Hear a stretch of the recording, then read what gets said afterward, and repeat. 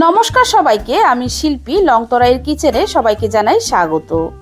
আজ আমি লংতরাইয়ের মশলা দিয়ে দারুণ একটা রেসিপি তৈরি করে দেখাবো, যেটা আপনারা সন্ধেবেলার যে কোনো সস বা চাটনি দিয়ে স্ন্যাক্স হিসেবেও খেতে পারেন বা গরম গরম ডাল ভাতের সঙ্গেও খেতে পারেন। তাহলে চলুন দেখে নেওয়া যাক আমার আজকের রেসিপি। এই স্ন্যাক্সটা আমি তৈরি করব পেঁয়াজ কলি দিয়ে। তার জন্য আমি এক মুঠো পরিমাণে পেঁয়াজ কলি নিয়েছি, আর পেঁয়াজ কলিটাকে আমি আস্ত ভালো করে ধুয়ে পরিষ্কার করে নিয়েছি। এবার এভাবে আমি টুকরো টুকরো করে এটা কেটে নেব। সবগুলো টুকরো এক মাপের হলে এটা দেখতে খুব ভালো হয়, তাই একটু চেষ্টা করবেন এভাবে মেপে মেপে কেটে নিতে। আমি এক আঙ্গুলের মতো করে এভাবে সবগুলো কেটে নেব।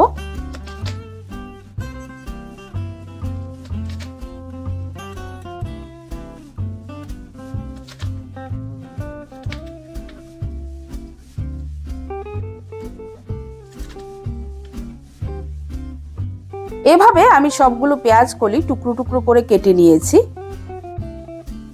এবারে এই পেঁয়াজ কলি টুকরোগুলোকে একটা টুথপিক দিয়ে গেঁথে ভেলার মতো তৈরি করে নেব।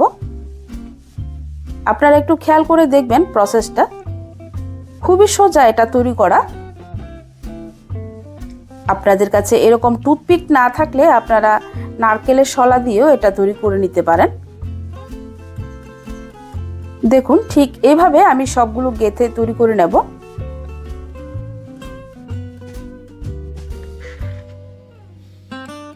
আমরা মায়েরা সবসময় চিন্তায় থাকি সন্ধেবেলা সবাইকে টিফিনে মুখরোচক কি খেতে দেওয়া যায়, আর এই পেঁয়াজ কলি দিয়ে এত দুর্দান্ত একটা স্ন্যাক্স তৈরি করা যায়, যেটা আপনারা তৈরি করে না খেলে বুঝতে পারবেন না।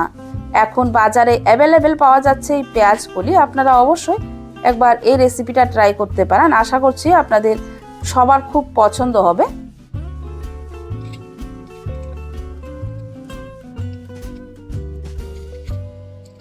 এভাবে আমি সবগুলো পেঁয়াজ কলির ভেলা তৈরি করে নেব।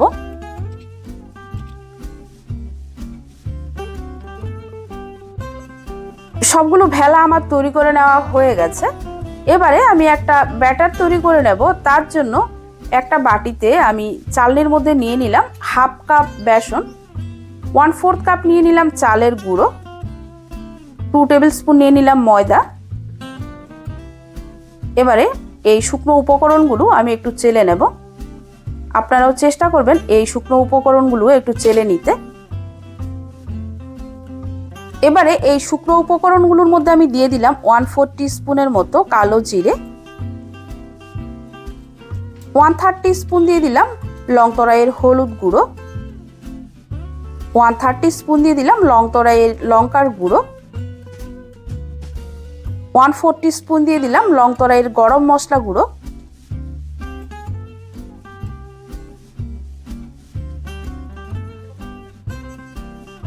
1 চিমটি পরিমাণে দিয়ে দিলাম হিং, দিয়ে দিলাম স্বাদ অনুযায়ী নুন।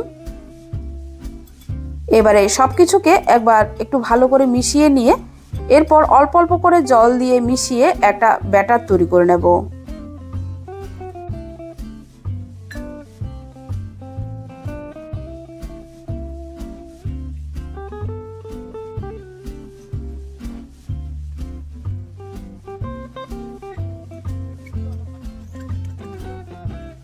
ব্যাটারটা কিন্তু খুব বেশি পাতলা বা খুব বেশি ঘন হবে না, আর জল কিন্তু পুরোটা একসাথে দেওয়া যাবে না, অল্প অল্প করে জল দিয়ে এই ব্যাটারটা তৈরি করে নিতে হবে।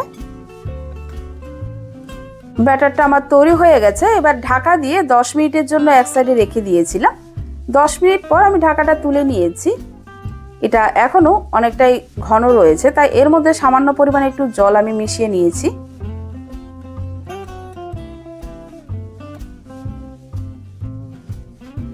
এবারে এর মধ্যে 1/4 টিস্পুনের মতো দিয়ে দিলাম বেকিং সোডা, 2 টিস্পুন দিয়ে দিলাম পোস্ত দানা, আর বেশ কিছুটা দিয়ে দিলাম ধনেপাতা কুচি। এবারে সবকিছুকে একবার ভালো করে মিশিয়ে নিয়েছি। আপনারা ব্যাটারের থিকনেসটা দেখলে বুঝতে পারবেন এটা কতটা ঘন বা কতটা পাতলা হয়েছে। এবারে পেঁয়াজের ভেলাগুলো ভাজার পালা। তার জন্য চুলায় একটা কড়াইতে পরিমাণ মতো সাদা তেল আমি ভালো করে গরম করে নিয়েছি। আর এই গরম তেল থেকে 1 টেবিল স্পুনের মতো তেল আমি এই ব্যাটারের মধ্যে দিয়ে একটু ভালো করে মিশিয়ে নেব। এভাবে ব্যাটারের মধ্যে গরম তেল মিশিয়ে নিয়ে এরপর ভেলাগুলো ভাজলে খুবই মুচমুচে হয়। আপনারা দেখে নিশ্চয়ই বুঝতে পাচ্ছেন ব্যাটারটা কিরকম হয়েছে।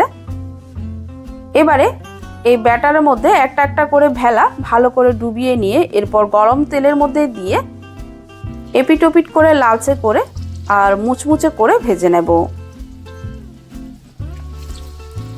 ভেলাগুলো কিন্তু মিডিয়াম টু হাই হিটে ভাজতে হবে।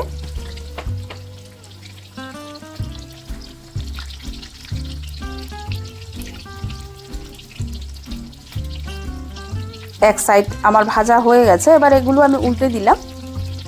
এভাবে উল্টে পাল্টে একদম গোল্ডেন কালার হয়ে আসা অবধি আমি এটা ভেজে এরপর তুলে নেব।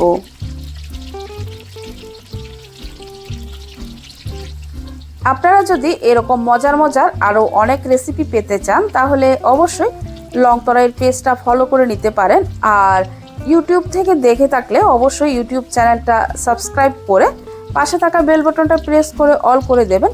এতে করে আমরা যখনই নতুন কোনো ভিডিও আপলোড করব আপনারা সবার আগে নোটিফিকেশান পেয়ে যাবেন।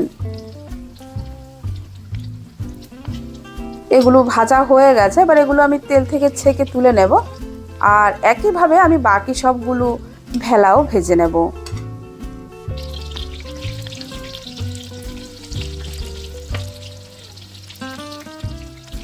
পেঁয়াজ কলি দিয়ে তৈরি দারুণ সুস্বাদু আর সহজ এই স্ন্যাক্স রেসিপিটা আপনারা সন্ধ্যেবেলা চায়ের সাথে বা সস বা চাটনি দিয়ে সার্ভ করতে পারেন। তাছাড়া এটা দুপুরবেলা গরম গরম ডাল ভাতের সঙ্গেও আপনারা সার্ভ করতে পারেন। এটা খেতে কিন্তু বেশ মজার হয়, আপনারা অবশ্যই একবার এভাবে বানিয়ে খেয়ে দেখতে পারেন। আর কেমন লাগলো রেসিপিটা সেটা অবশ্যই আমাদের কমেন্ট সেকশানে জানাতে ভুলবেন না। ভিডিওটি শেষ অবধি দেখার জন্য সবাইকে অসংখ্য ধন্যবাদ। সবাই ভালো থাকবেন, সুস্থ থাকবেন।